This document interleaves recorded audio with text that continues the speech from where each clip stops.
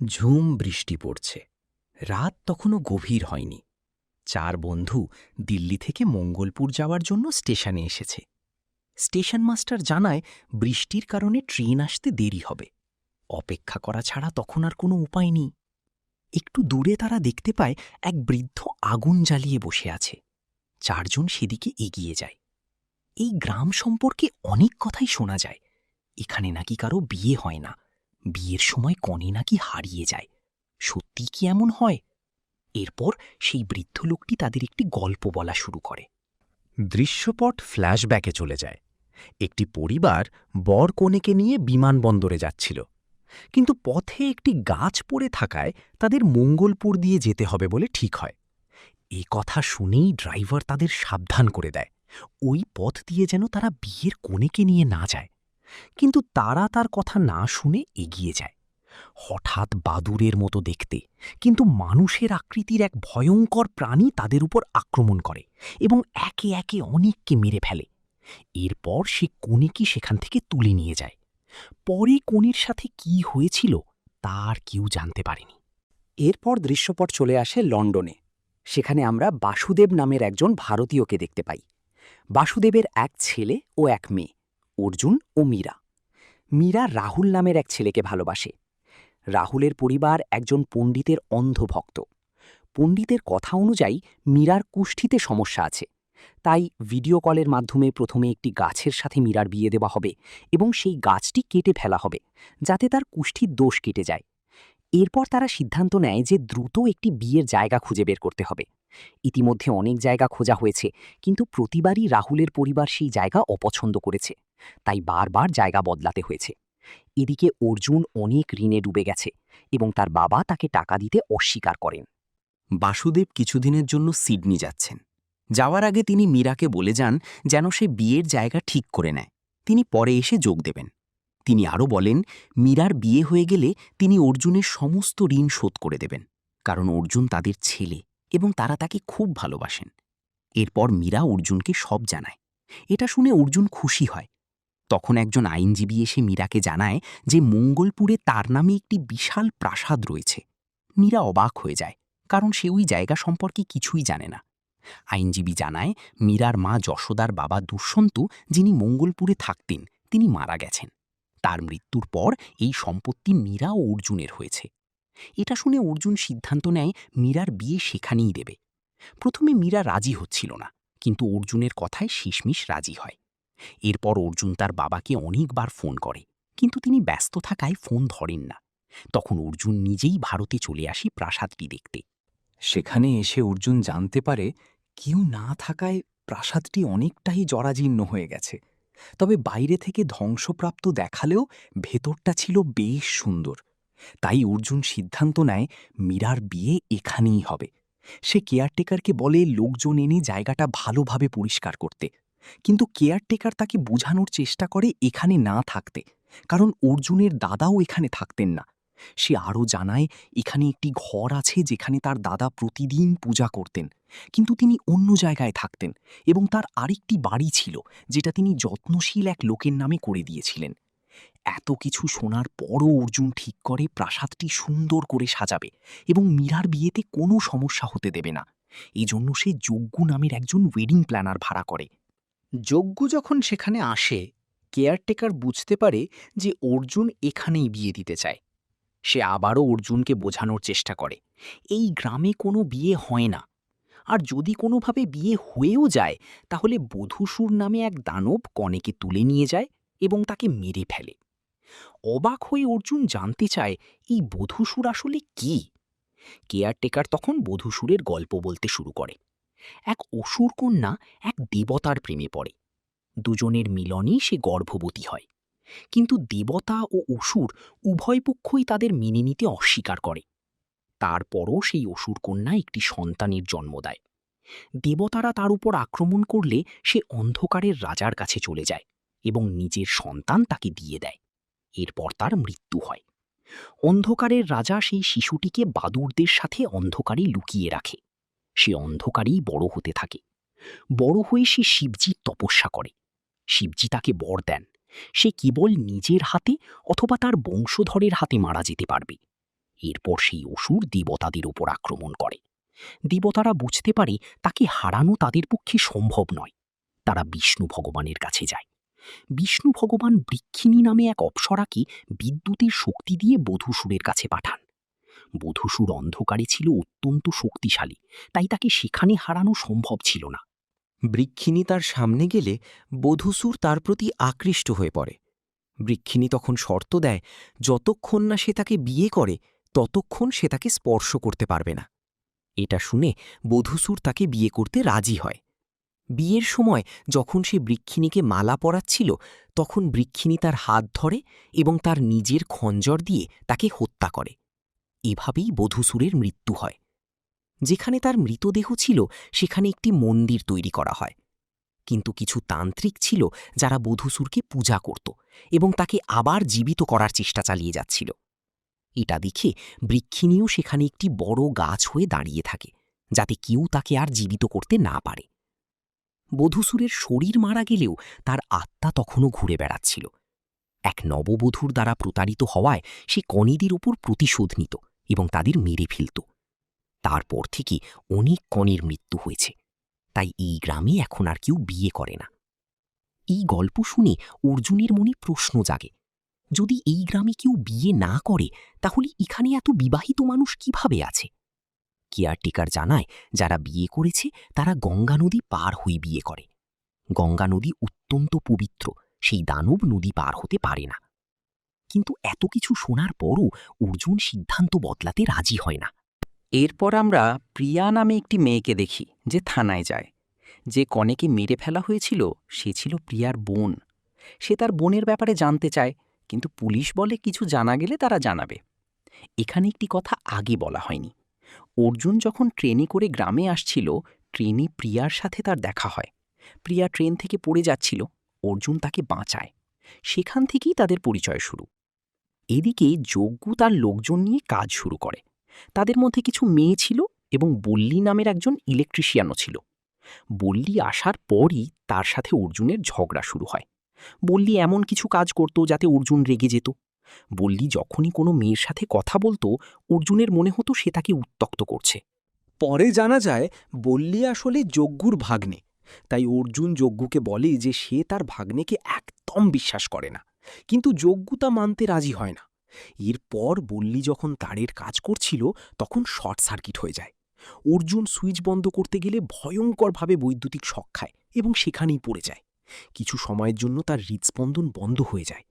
পরে যখন জ্ঞান ফিরে আসে, সে দেখে প্রিয়া তাকে সিপিআর দিচ্ছে। প্রিয়ার কারণেই অর্জুন বেঁচে যায়। প্রিয়া জানায় সে একজন লেখক এবং এই গ্রামের অদ্ভুত ও আকর্ষণীয় গল্পগুলো লিখতে চায়। তবে তাকে এখন সীতাপুর যেতে হবে।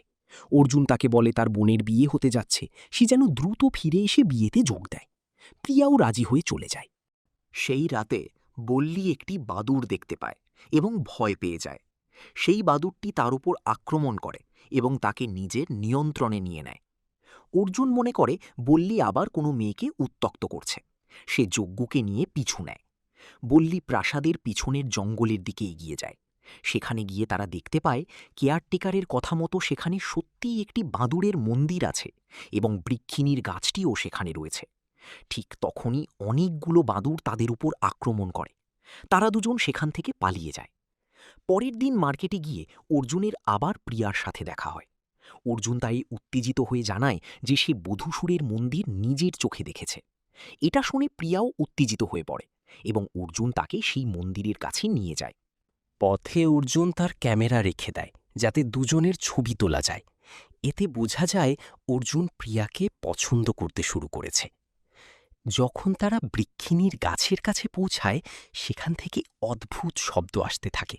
তারা ভেতরে তাকাতেই অনেকগুলো বাদুড় বের হয়ে আসে এবং চারপাশ হঠাৎ অন্ধকার হয়ে যায়। প্রিয়া অর্জুনকে বলে তাদের দ্রুত সরে যেতে হবে, কারণ সেই দানব সবসময় অন্ধকারেই আসে। তারা দুজন সেখান থেকে চলে যায়। পরের দিন অর্জুনের বাবা তাকে ফোন করে বকাঝকা করেন কেন সে সেখানে গেছে। বাবা বলেন তিনি নিজেই আসছেন, তবে তার আগে অর্জুন যেন গীতাপুরে গিয়ে গুরুজির সাথে কথা বলে। অর্জুন গীতাপুরে গিয়ে গুরুজিকে জিজ্ঞেস করে ওই প্রাসাদে বিয়ে করা ঠিক হবে কিনা। গুরুজি জানান তিনি এখন সেখানে যেতে পারবেন না, তবে একজন লোক পাঠাবেন। গুরুজির পাঠানো লোকটি প্রাসাদে এসে বন্ধ ঘরটির কাছে উঁকি দিতেই একটি অদ্ভুত শক্তি তাকে জোরে পিছনে ছুঁড়ে ফেলে। সে বুঝতে পারে এখানে নিশ্চয়ই কিছু একটা গড়বড় আছে। সে অর্জুনকে বলে সূর্যাস্তের আগে তাকে গীতাপুরে পৌঁছে দিতে হবে। অর্জুন তাকে গাড়িতে করে গ্রামের বাইরে নিয়ে যেতে রওনা দেয়। কিন্তু হঠাৎ চারদিকে অন্ধকার নেমে আসে এবং ভয়ঙ্কর ঝড় শুরু হয়। গুরুজির শিষ্য কাছাকাছি শিব মন্দিরের কথা জিজ্ঞেস করে। তারা দৌড়ে সেই মন্দিরের দিকে যায়। অর্জুন মন্দিরে পৌঁছে গেলেও গুরুজির শিষ্যটি পৌঁছনোর আগেই তার গলা কেটে যায় এবং তার মৃত্যু হয়। এটা দেখে অর্জুন বুঝে যায় এই প্রাসাদে সত্যিই কিছু একটা ভয়ঙ্কর লুকিয়ে আছে। সে প্রাসাদে ফিরে এসে সেই বন্ধ দরজাটি খোলার চেষ্টা করে। ঠিক তখনই সে একটি বাদুড়ের ছায়া দেখতে পায়, যে আসলে বধূসুর। বধূসুর আলোতে কিছু করতে পারে না, তাই নিজেকে বাঁচাতে অর্জুন কখনো টর্চ জ্বালায়, কখনো প্রদীপ জ্বালায়, কিন্তু বারবার অন্ধকার নেমে আসে এবং বধূসুর আক্রমণ করতে থাকে। শেষমেশ অর্জুন গাড়িতে গিয়ে বসে এবং হেডলাইট জ্বালিয়ে নিজেকে রক্ষা করে। পরের দিন সকালে যজ্ঞ এসে তার শরীরে আঁচড়ের দাগ দেখে বুঝে যায় এটা কোনো স্বপ্ন ছিল না।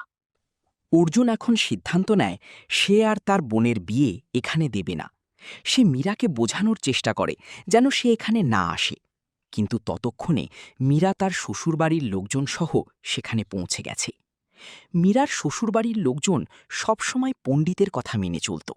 পণ্ডিত বলেছিলেন যদি এই প্রাসাদেই বিয়ে হয় তবেই বিয়ে সম্ভব, না হলে বিয়ে হবে না। তাই মীরার জন্য যে কোনোভাবে এখানেই বিয়ে করা জরুরি হয়ে পড়ে।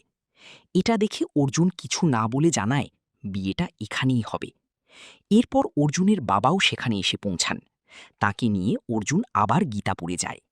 গুরুজি জানান বধূসুর তখনই পুরোপুরি মুক্ত হতে পারবে যখন 12 জন কনেকে বলি দেওয়া হবে। ইতিমধ্যে 11 জনের বলি হয়ে গেছে। গুরুজি পরামর্শ দেন মীরার শ্বশুরবাড়ির দেওয়া বিয়ের লগ্ন হচ্ছে রাত 8:30টায়। যদি তারা দুপুর 12টায় বিয়ে সম্পন্ন করে সন্ধ্যার আগে গঙ্গা পার হয়ে যেতে পারে, তাহলে সেই দানব তাদের কোনো ক্ষতি করতে পারবে না। এটা শুনে অর্জুন ও তার বাবা রাজি হয়ে যায়। গুরুজি আরও বলেন তার দাদাজি যে ঘরে পূজা করতেন সেই ঘরের দরজা খুলে আবার পূজা করতে হবে। সেই ঘরের চাবি অর্জুনের কাছে ছিল না। মনে পড়ে তার দাদার অন্য বাড়িতে হয়তো চাবিটা পাওয়া যাবে। সে সেখানে গিয়ে ওই লোকটির কাছে চাবি চায়। লোকটি দিতে অস্বীকার করলে দুজনের মধ্যে ঝগড়া ও মারামারি শুরু হয়। হঠাৎ গুলির শব্দ হয়। অর্জুনের বাবা ভেতরে ঢুকে পড়েন এবং তারা দেখে দুষ্যন্ত অর্থাৎ অর্জুনের দাদাজি এখনও জীবিত। দুষ্যন্ত তাদের বলেন তার কাছে সবচেয়ে গুরুত্বপূর্ণ তার ছেলে। তিনি বলেন তারা যেন এখান থেকে চলে যায়। অর্জুন কিছুই বুঝতে পারে না। সে আবার গুরুজির কাছে যায়। তখন গুরুজি বাসুদেবকে বলেন তিনি যেন অর্জুনকে সব সত্য বলে দেন। বাসুদেব সব খুলে বলেন। দুষ্যন্ত ছিলেন একজন সাধু পরিবারের মানুষ। তারা বহু বছর ধরে বধূসুরকে জেগে উঠতে না দেওয়ার জন্য পূজা অর্চনা করে আসছিলেন। বাসুদেব এবং মাধব দুজনেই ছিল তার শিষ্য। মাধব ছিল দুষ্যন্তের নিজের ছেলে। তারা যখন সেখানে বেদের শিক্ষা নিচ্ছিল তখন যশোদা নামের একটি মেয়ে সেখানে আসে, যে বাচ্চাদের নাচ শেখাত।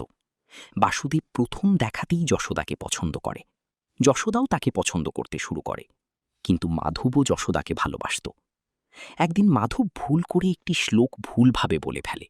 দুষ্যন্ত তাকে বকাঝকা করেন। এটা দেখে যশোদা হেসে ফেলে, আর এতে মাধব খুব কষ্ট পায়। এরপর দুষ্যন্ত বাসুদেব ও মাধবকে সেই তালাবদ্ধ ঘরে নিয়ে যান। তিনি বলেন সেখানে তারা পূজা করতেন, যাতে বধূসুরের আত্মা জেগে না ওঠে। বধূসুরের আত্মা একবার জেগে উঠলে তাকে হারানো খুবই কঠিন।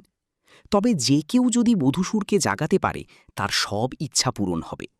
তাদের দায়িত্ব ছিল তাকে জেগে উঠতে না দেওয়া। এজন্য অনেক বছর আগেই বহু পুরোহিত সেখানে এসে মন্ত্র উচ্চারণ করেছিলেন এবং সেই মন্ত্রগুলো রেকর্ড করে নিয়মিত বাজানো হতো। দুষ্যন্ত দুজনকেই বলেছিলেন প্রতিটি মন্ত্র অত্যন্ত গুরুত্বপূর্ণ, এতে কোনো পরিবর্তন করা যাবে না। এরপর এক উৎসবে দুষ্যন্ত সবার সামনে ঘোষণা করেন যশোদা ও বাসুদেবের বিয়ে হতে যাচ্ছে। এটা শুনে মাধব ভীষণ রেগে যায়। সে সেই ঘরে গিয়ে বধূসুরকে জাগানোর চেষ্টা করে, কিন্তু শব্দ পেয়ে দুষ্যন্তও সেখানে পৌঁছে যান। ততক্ষণে বধূসুর মাধবকে নিজের নিয়ন্ত্রণে নিয়ে নেয়। দুষ্যন্ত মাধবকে অনেক বোঝান, বলেন সে যা চাইবে দেওয়া হবে, মাধব বলে সে যশোদাকে চায়। দুষ্যন্ত রাজি হয়ে যান এবং বাসুদেবকে বলেন গুরুদক্ষিণা হিসাবেই সে যশোদাকে চায়। বাসুদেব গুরুজির কথা অমান্য করতে পারে না, তাই সে যশোদার সামনে এমন আচরণ করে যেন সে বিয়েতে আগ্রহী নয়। এটা জানার পর যশোদা খুব কষ্ট পায় এবং কাঁদতে থাকে। দুষ্যন্ত তখন যশোদাকে বোঝান বিয়ের কথা সবাই জানে, এখন না হলে তার মা বাবার অপমান হবে। তিনি পরামর্শ দেন যশোদা যেন মাধবকে বিয়ে করে। শেষ পর্যন্ত যশোদা রাজি হয় এবং তাদের বিয়ে হয়। একদিন ঘুমের মধ্যে যশোদা শব্দ শুনে দেখে মাধব কোথাও যাচ্ছে। সে অনুসরণ করে দেখে মাধব প্রাসাদে চলে গেছে, কারণ বধূসুর তাকে নিয়ন্ত্রণে নিয়েছে। সেখানে দুষ্যন্ত বধূসুরের কাছে অনুরোধ করছিলেন যেন তার ছেলেকে ছেড়ে দেয়। এই সব দেখে যশোদা চিৎকার করতে করতে পালাতে থাকে। ঠিক তখনই বাসুদেব সেখানে আসে। যশোদা তাকে দ্রুত সরিয়ে নিয়ে যেতে বলে। তারা দুজন পালিয়ে লন্ডনে চলে যায় এবং সেখানেই অর্জুনের জন্ম হয়। অর্থাৎ অর্জুন আসলে মাধবের ছেলে এবং দুষ্যন্তের নাতি। বাসুদেব অর্জুনকে আরও জানায় যশোদা চেয়েছিলেন অর্জুন ও মীরা যেন এইসব ঝামেলা থেকে দূরে থাকে। এটা শুনে অর্জুন আবেগপ্রবণ হয়ে পড়ে, কারণ বাসুদেব সবসময় তাকে নিজের সন্তানের মতো ভালোবাসা দিয়েছে। তাই বাসুদেবই তার আসল বাবা। গুরুজি জানান দুষ্যন্তই এইসব করছে। সে তার ছেলে মাধবকে বাঁচাতে চাইছে, তাই সে কনেদের হত্যা করছিল। 12 জন কনের বলি হলেই বধূসুর পুরোপুরি জেগে উঠবে এবং তার ছেলেকে মুক্ত করতে পারবে। গুরুজি ঠিক করেন বিয়েটা দুপুরেই সম্পন্ন করে সূর্যাস্তের আগে মীরাকে গঙ্গা পার করে দেওয়া হবে। কিন্তু রাহুলের পণ্ডিত এটা জানতে পেরে ভীষণ রেগে যায়। রাহুলের পরিবার জানিয়ে দেয় নির্ধারিত সময় অর্থাৎ রাত 8:30টায় বিয়ে না হলে বিয়ে হবে না। মীরার বাবা বিয়ে বাতিল করতে চান, কিন্তু মীরা রেগে বলে রাহুলের সাথে বিয়ে না হলে সে আর কাউকেই বিয়ে করবে না। সবকিছু শুনে অর্জুন সিদ্ধান্ত নেয় নির্ধারিত সময়েই বিয়ে হবে। বাবাকে কথা দেয় বোনের কোনো ক্ষতি হতে দেবে না। বিয়ের অনুষ্ঠান শুরু হয়। বিয়ে সম্পন্ন হওয়ার সাথে সাথেই বধূসুর সেখানে হাজির হয়। অর্জুন দ্রুত মীরাকে একটি ঘরে নিয়ে একটি টর্চ রেখে বলে যাই হোক এই আলো যেন কখনো বন্ধ না হয়। ঠিক তখনই পুরো প্রাসাদের বিদ্যুৎ চলে যায় এবং চারপাশ অন্ধকার হয়ে যায়। বধূসুর এসে মীরাকে ধরে নিয়ে যায়। অর্জুন মীরাকে খুঁজতে বের হয়। তখন দেখা যায় যেসব কনের মৃত্যু হয়েছিল তাদের আত্মারা অর্জুনকে পথ দেখাচ্ছে। অর্থাৎ অর্জুন মৃত মানুষদের দেখতে পারছিল। পথ দেখানোদের মধ্যে প্রিয়াও ছিল, কিন্তু অর্জুন তখন তাকে খেয়াল করে না। এটা দেখে আমরা বুঝতে পারি প্রিয়া আসলে একটি ভূত। অর্জুন তাদের অনুসরণ করতে করতে বধূসুরের মন্দিরে পৌঁছে যায়। সেখানে সে দেখে দুষ্যন্ত মীরাকে বলি দেওয়ার প্রস্তুতি নিচ্ছে। মাধবও সেখানে আছে বধূসুরের নিয়ন্ত্রণে, এবং সে অর্জুনের উপর আক্রমণ করছে। অর্জুন ও বধূসুরের মধ্যে ভয়ঙ্কর লড়াই শুরু হয়। বধূসুর অনেক বেশি শক্তিশালী হওয়ায় অর্জুনকে বারবার কাবু করতে থাকে। মীরা তখন পুরোপুরি সম্মোহিত অবস্থায়। এদিকে বাসুদেব ও গুরুজি প্রাসাদের তালাবদ্ধ ঘরটি ভেঙে ভেতরে ঢোকেন এবং সেখানে থাকা মন্ত্রের রেকর্ডিং মেশিনটি চালু করার চেষ্টা করতে থাকেন। অর্জুন লড়াই চালিয়ে যায়। বধূসুর তাকে মারধর করে দুর্বল করে ফেলে। ঠিক তখনই বাসুদেব ও গুরুজি মেশিনটি চালু করতে সফল হন। চারদিকে মন্ত্রের শব্দ ছড়িয়ে পড়ে এবং এর ফলে বধূসুর পুরোপুরি জেগে উঠতে পারছিল না। আহত অর্জুন গিয়ে বৃক্ষিণীর গাছের কাছে পড়ে। বধূসুর যখন তাকে শেষ আঘাত করতে এগিয়ে আসে, অর্জুন গাছের একটি ডাল ভেঙে সেটা দিয়ে বধূসুরকে আঘাত করে। বধূসুর মারা যায়। এটা দেখে দুষ্যন্ত সম্পূর্ণ ভেঙে পড়েন। এরপর তিনি বধূসুরকে আবার জাগাতে মীরাকে হত্যা করতে যাচ্ছিলেন, কিন্তু তার আগেই অর্জুন তাকে থামিয়ে দেয় এবং দুষ্যন্তকেও পরপারে পাঠিয়ে দেয়। অর্জুন মীরার জ্ঞান ফিরিয়ে আনে এবং তাকে নিয়ে সেখান থেকে বের হয়ে আসে। সেদিনই ছিল বধূসুরকে জাগানোর শেষ সুযোগ। যদি সেদিন সে না জাগতে পারে তাহলে আর কখনো জাগতে পারবে না। অর্জুন দুষ্যন্তের পুজো বন্ধ করে দেওয়ায় বধূসুর আর জেগে উঠতে পারে না। ফলে মন্দিরটি ভেঙে পড়তে শুরু করে। অর্জুন মীরাকে নিয়ে সময় মতো সরে আসে। মীরা ভীষণ অবাক হয়ে যায়।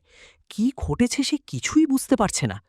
অর্জুন তাকে বলে সব সত্য একদিন জানাবে, তবে এখন যেন সে কাউকে কিছু না বলে। মীরা রাজি হয়। সবাই প্রাসাদে ফিরে আসে। পরের দিন মীরার বিদায় অনুষ্ঠান সম্পন্ন হয় এরপর অর্জুন মীরার শ্বশুরবাড়ির পণ্ডিতকে দুটো জোরে চড় মারে এবং সাফ জানিয়ে দেয় ভবিষ্যতে আর কোনো ভবিষ্যৎবাণী করার চেষ্টা করলে পরিণাম ভালো হবে না। পণ্ডিত ভয় পেয়ে আর কোনো হস্তক্ষেপ করে না। এরপর অর্জুন প্রিয়াকে বিয়ের প্রস্তাব দেয়, কিন্তু প্রিয়া বলে সে তাকে বিয়ে করতে পারবে না। অর্জুন অবাক হয়ে যায়, কারণ মন্দির দেখতে যাওয়ার সময় প্রিয়া তাকে হ্যাঁ বলেছিল। তখন একটি মেয়ে এগিয়ে আসে এবং বলে সে কখনোই অর্জুনের সাথে কোথাও যায়নি। অর্জুন আরও অবাক হয়। মেয়েটি জানায় সে আসলে প্রিয়া নয়, প্রীতি। তার একটি যমজ বোন ছিল, প্রিয়া। কিছুদিন আগে প্রিয়ার বিয়ে হয়েছিল এবং এরপরই তার মৃত্যু হয়। সে তার বোনের মৃত্যুর রহস্য জানতে এখানে এসেছে। আর যেহেতু তার নিজের বিয়ে ইতিমধ্যে হয়ে গেছে, তাই অর্জুনের সাথে তার কোনো সম্পর্ক সম্ভব নয়। এই বলে প্রীতি চলে যায়। অর্জুন দ্রুত নিজের রুমে গিয়ে ক্যামেরা চেক করে। সে দেখে ক্যামেরায় সে একাই ছিল। যার সাথে সে ঘুরছিল সে ছিল প্রিয়ার মৃত বোনের আত্মা। এখন অর্জুন পুরোপুরি বুঝতে পারে, সে মৃত মানুষদের দেখতে পায়। দৃশ্যপট আবার বর্তমানে ফিরে আসে। বৃদ্ধ লোকটি 4 বন্ধুকে গল্পটা শেষ করে। ছেলেরা জিজ্ঞেস করে, সবাই কি ফিরে গিয়েছিল? বৃদ্ধ বলে, সবাই যায়নি। অর্জুন এখানেই থেকে গেছে এবং এখানেই পূজা অর্চনা করে যাচ্ছে, যাতে তার বাবা মাধবের আত্মা মুক্তি পায়। চলে যাওয়ার আগে ছেলেরা জিজ্ঞেস করে, এই গল্পটা কি সত্যি? বৃদ্ধ বলে, সেটা বিশ্বাসের ওপর নির্ভর করে। আসলে সেই বৃদ্ধ আর কেউ নয়, সে অর্জুন নিজেই, যে সেখানে থেকে গেছে এবং তার বাবার মুক্তির জন্য প্রতিদিন প্রার্থনা করে যাচ্ছে।